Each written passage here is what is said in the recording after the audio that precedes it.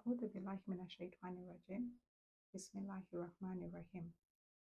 Prophet Yusuf alayhi salam, or Joseph, was a beloved son of Prophet Yaqub alayhi salam, who had 11 other sons. Yamin, who was the youngest, was from the same mother as Yusuf alayhi salam, and the rest were older half-brothers.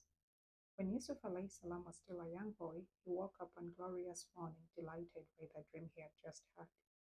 He ran to his father Yaqub in excitement and said, "O my father, indeed I have seen 11 stars, the sun and the moon. I saw them prostrating to me." Prophet Yaqub alayhi salam was overjoyed at the realization that his beloved son Yusuf were chosen by Allah subhanahu wa ta'ala to be bestowed with prophethood. However, Yaqub alayhi salam was also concerned about his other sons' reaction to this narration. And although he treated all his sons equally, they envied Yusuf. And Prophet Yaqub alayhi salam warned Yusuf against narrating his dream to his brothers, lest they plot his downfall.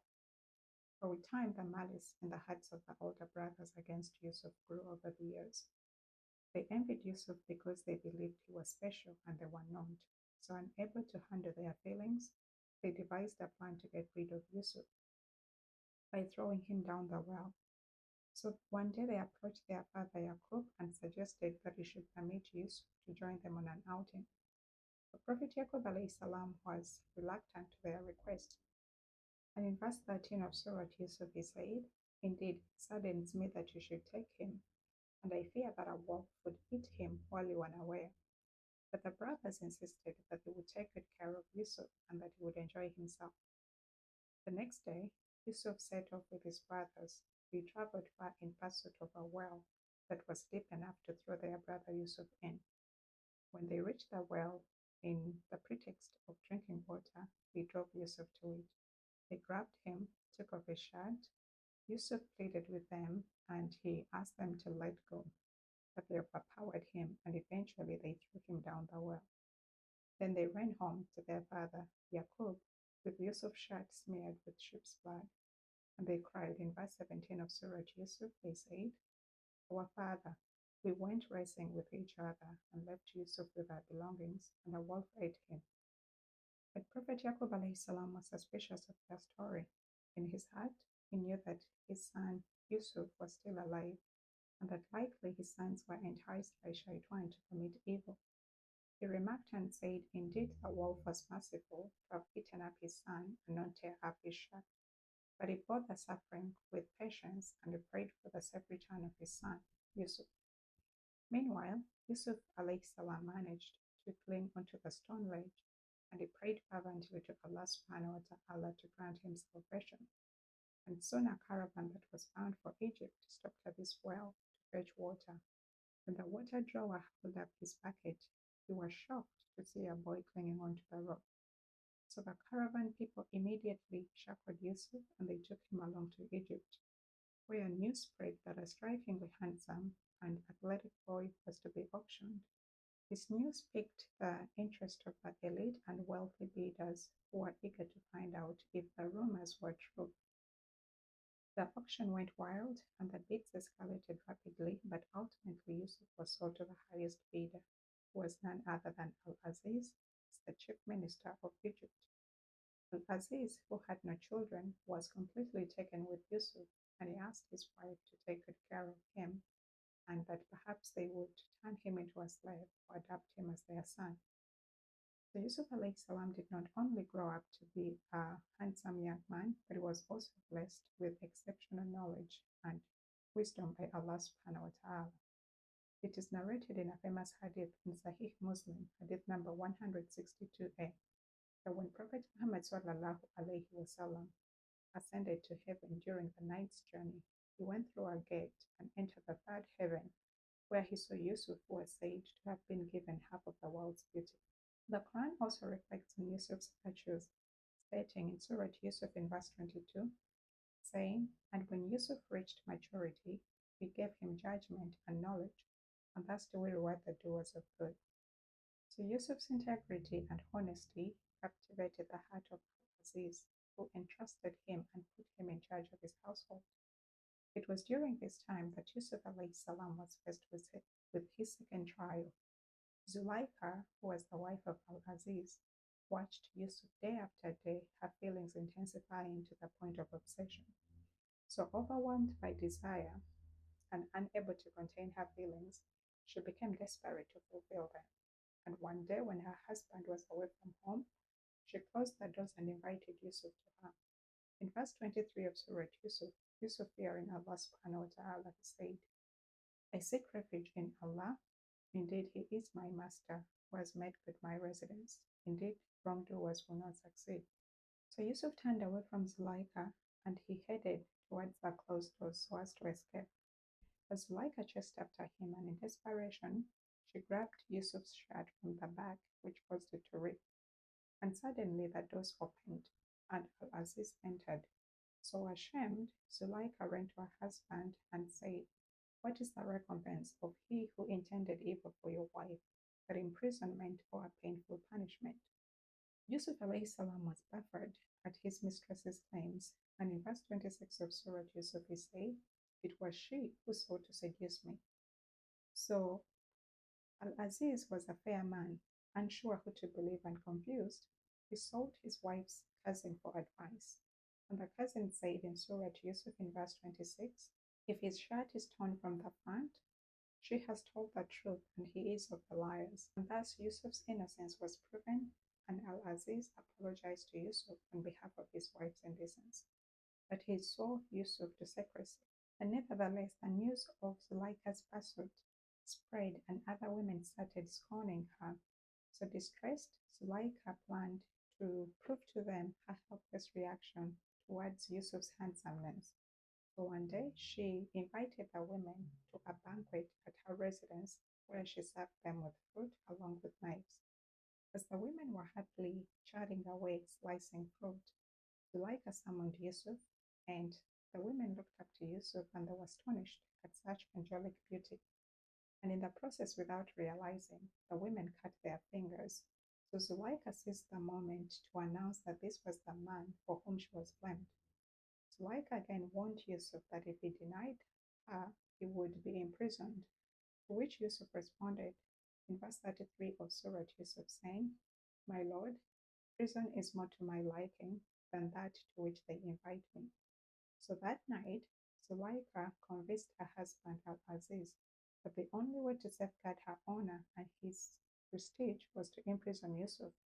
But this was a tough decision for Al-Azeez because he knew about Yusuf's innocence and he believed him to be trustworthy. But nevertheless, Al-Azeez agreed with his wife Zuleika, and Yusuf was imprisoned unjustly. So Yusuf's years in prison, he was bestowed with the ability to interpret dreams. But during that same time, two other men were imprisoned in the same prison with Yusuf. One was the cupbearer of the king, and the other one was the king's chef. So the two cellmates of prison with Yusuf were mesmerized by Yusuf's piety, and they sought their dreams to be interpreted. So one had dreamed that he was serving his master with wine, and the other one he had a dream that he had bread on his head and two birds were eating from it. So initially, Yusuf invited his companions first to Allah, and then he interpreted their dreams. In verse 41 of Surah Yusuf, he said, O two companions of prison, one of you will serve a drink of wine to his master, but as for the other, he will be crucified, and birds will eat from his head. The matter too is already decreed to which you inquire. And in verse 42 of Surah Yusuf, Yusuf told the one he knew would go free, mention me before the king. But Shaitan made him forget to mention Yusuf before the king, and as a reason, or as a result, Yusuf stayed more years in prison, but he made patience his own, and he spent these years in the remembrance of Allah subhanahu wa ta'ala. Then one day the king had an odd dream, and he summoned his men, saying, indeed, I have seen 7 fat cows being eaten by 7 that were lean, and 7 green spikes and others that were dry. O eminent ones, explain to me my vision if you should. Then immediately the cupbearer remembered his companion Yusuf in prison, and he told the king about Yusuf's impeccable dream interpretation. So the king sent the cupbearer to prison to inquire about this peculiar dream from Yusuf. And when Yusuf saw his companion, he was overjoyed with happiness because he knew that this was Allah's plan. So then he interpreted that dream and told his cellmate that you will plant for 7 consecutive years, and what you harvest, leave it in spikes, except a little from which you will eat. Then will come 7 difficult years, which will consume everything that you saved for them, except a little from which you will stop. And after will come 1 year where people will be given rainfall, in which they will press olives and grapes. Those verses in 47 to 49. So from the dream, Yusuf alayhi salam understood that there was going to be a famine in 7 years that would last 7 years. So he advised the king to take immediate action and start harvesting food and storing ample food supplies. He answered that this preparation would be crucial to make sure that there was enough food for everyone. But furthermore, Yusuf alayhi salam gave good news that the following year would be a year of abundance and that Allah would send rain that would allow the crops to flourish. So, convinced by Yusuf's interpretation of dreams, the king ordered to meet Yusuf in prison. But Yusuf declined to leave prison until his innocence was established. He insisted on a fair trial in order to safeguard his honor. So the king summoned the women, and among these women were the women who were involved in the incidents of cutting their fingers. So they spoke of Yusuf's innocence, saying in verse 51 of Surah Yusuf, Allah forbid, we know about him no evil. So Zuleika was trapped, and she was meant to confess to the king in verse 51, saying, now that the truth has become evident, it was I who sought to seduce him, and indeed he is truthful. Thus Yusuf's innocence was once again proven, and he was released from prison. When Yusuf left prison, he stood before the king and thanked him for his generosity. The king was completely taken by Yusuf's character, because even after being imprisoned unjustly and losing his freedom, he was not angry seeking revenge. He was composed, and he stood before the king and showed the noblest of qualities. And because of this, the king was confident to appoint Yusuf to a higher position. So Yusuf asked that he be made the storekeeper of the storehouses in the land. He wanted to make sure and he wanted to be in control of the granaries to make sure that they were well equipped to last a long famine. And this was not out of self-interest, but this was out of personal responsibility because he wanted to make sure that people would not die from shortages. So Yusuf alayhi salam spent the first 7 years of fertility storing and harvesting food, and as predicted came the 7 years of famine, which also reached his father's house in Canaan, Yaqub. So Yaqub sent his sons, all except the youngest Benjamin, to go and purchase provisions from Egypt. So when Yusuf saw his brothers, he immediately recognized them, but they did not recognize him. And why would they? To them, Yusuf alayhi salam had died long time ago. So Yusuf casually inquired about their family, and the brothers said, we are 11 brothers, the sons of a noble prophet, and our youngest is at home attending to the needs of our aging father. So in a sudden rush of emotions, tears filled up Yusuf's eyes, and his heart was heavy, longing for home to see his brother and his father. Then he managed to regain his composure and asked, are you truthful people? The brothers were confused, and they said, what reason do we have to state untruth? So Yusuf alayhi salam told them that the next time when they returned, if they returned with their young brother, he would reward them by doubling their rations. But if they did not, he would limit their measure. So he wanted to make sure that they would fulfill his command, and as an added precaution, he asked one of his servants to put their money back in their bag. So he wanted to make sure that when they returned home, they had enough money to return to purchase more food. So the brothers, when they returned back home, they told their father the news. In verse 63 of Surah Yusuf, they said, our father, we have been denied further provision. So send our brother with us so that we may receive our measure, and we'll definitely watch over him. But Yaqub alayhi salam was enraged. How could he trust them once more after they let him down with Yusuf alayhi salam? But after some time, their needs pressed Yaqub, and he sent them with Yamin, the youngest, after getting their solemn oath to protect him. In verse 64 of Surah Yusuf, Yaqub alayhi salam prayed for their departure, saying, Allah is the best of protectors and is the most merciful of the merciful. So Yusuf alayhi salam was once again reunited with his brothers, and he welcomed them and invited them to the feast, and immediately with great difficulty withheld from embracing his young brother Biyamin. So he showed his brothers great hospitality and showered them with gifts, and after he arranged to be lodged alone in a room with Biyamin, the youngest brother, where he disclosed to him in verse 69 of Surah Yusuf that indeed I'm your brother. So Biyamin was happy and joyed to see his brother, and Yusuf alayhi salam reassured his young brother, saying, Indeed, I'm your brother, so do not despair to what they used to do to me.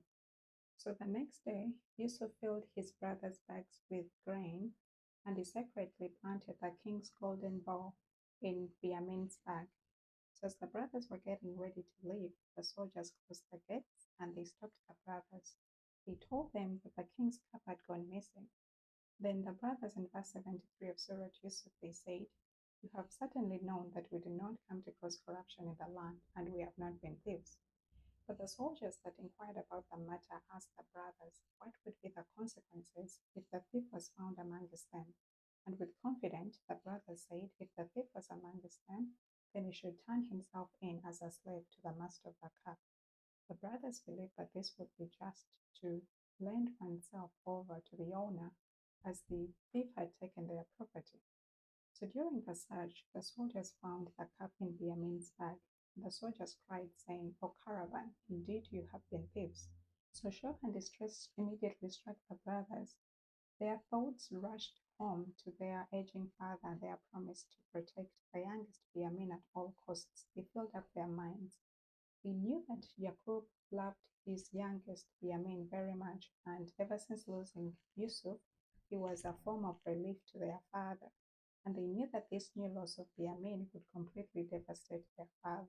So the brothers pleaded with the soldiers, saying that they should release their young brother and take one of them instead.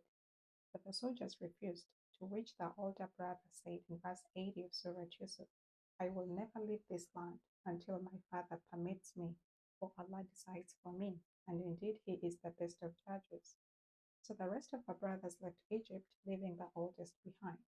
When they went home, they told their father Yaqub the grave news in verse 81 to 82, saying, O our father, indeed your son has stolen, and we did not testify except to what we knew, and we were not witnesses of the unseen, and as the city from which we were, the caravan in which we came, indeed we are truthful. So Yaqub alayhi salam, he faced the challenges of this grave news with the grace of a true believer. And turning to all sorts of peace, he turned to prayer and he put his trust in Allah's plan. And verse 83 of Surah Yusuf, he said, Perhaps Allah will return them all together to me. So he prayed for his safe return of his youngest and oldest sons. But even this loss of Biyamin just brought back the grief of losing Yusuf. And in verse 84 of Surah Yusuf, Yaqub said, O my sorrow over Joseph. So it is said that in his sadness he cried so much that because of that grief his eyes became white, which led to his blindness. And his situation became so bad that the oldest son started to worry about him. And in verse 85 of Surah Yusuf, his oldest son said, By Allah, you will not cease to remember Joseph or Yusuf until you become fatally ill or even lose your health.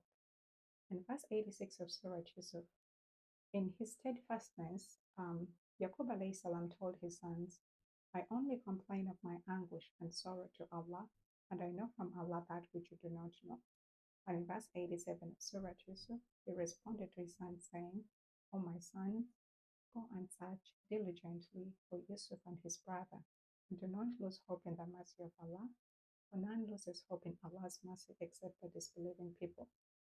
So the sons once again returned to Egypt, and they met with Yusuf and told him about the tragedy that had befallen them. So Yusuf salam spoke to them in their native language in verse 89, saying, do you know what you did to Yusuf and his brother when you were ignorant?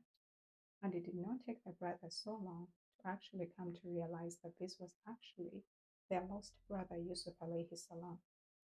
So the brothers started to tremble with fear, and Yusuf comforted them, and he said in verse 92 of Surah Yusuf, no blame will be upon you today. Allah will forgive you, and He is the most merciful of the merciful. And in verse 93 of Surah Yusuf, Yusuf instructed his brother, saying, take this my shaft and cast it on my father's eyes. He will become seeing, and bring me your family all together. As he instructed, the brothers returned home, and they cast Yusuf's shaft on Yaqub's eyes, and by the miracle of Allah, Yaqub regained his sight. So the brothers asked their father Yaqub to ask for forgiveness on their behalf to Allah subhanahu wa ta'ala.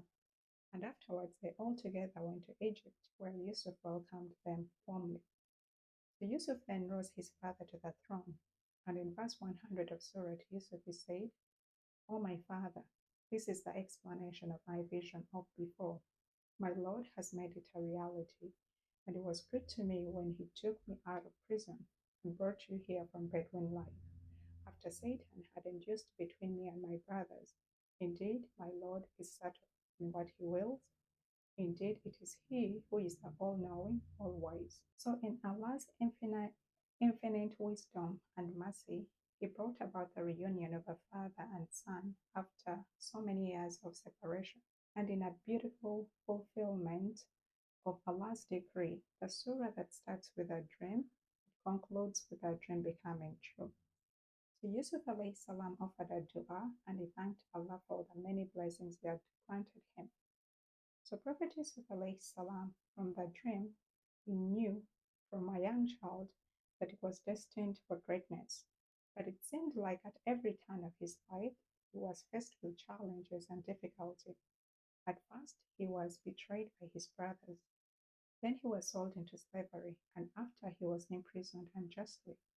Yusuf salam would have chosen to be bitter and question Allah, saying, I thought you ordained me for greatness. Or he would have complained and said, why do these bad things keep happening to me? But he knew better. And Yusuf salam knew that Allah subhanahu wa ta'ala had a plan for him. All he had to do was to keep the faith. Ashhadu Allah ilaha illallah wa ashhadu anna Muhammadan abduhu wa rasuluh.